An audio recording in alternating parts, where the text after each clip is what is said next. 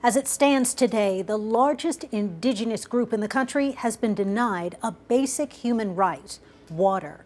As ABC's Charles Edcity reports, the Navajo people have limited access to the scarce amount of water that flows in and around their reservation.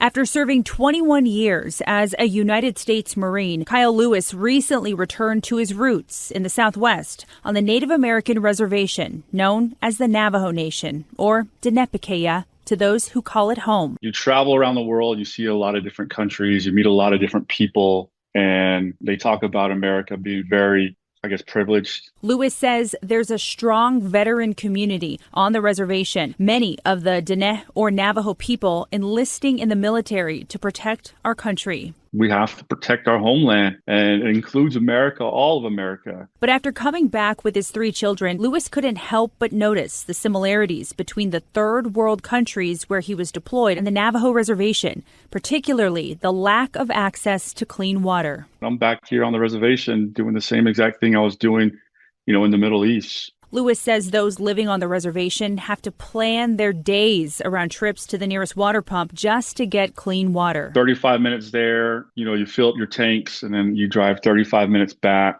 There's about an hour and a half of your time of just driving and hauling. The Navajos hauling water for their families and livestock every day, sometimes even twice a day. You can't leave for a few days to go on vacation. You got to okay, who's going to help me with water this day?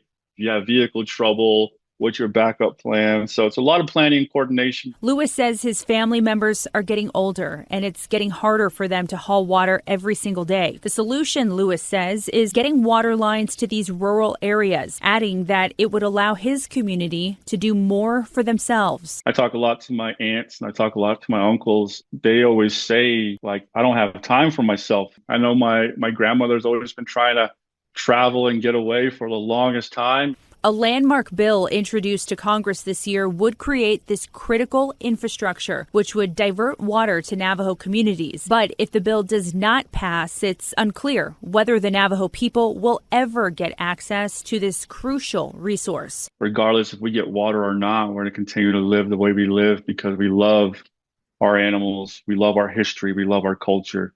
It's going to be a part of us forever. To learn more, you can tune in to ABC's latest podcast, Reclaimed, the Lifeblood of Navajo Nation, which follows the history of oppression and exclusion that kept the Navajo Nation from their water. Listen right now on your favorite podcast app. Charlie Edcity, ABC News, Houston.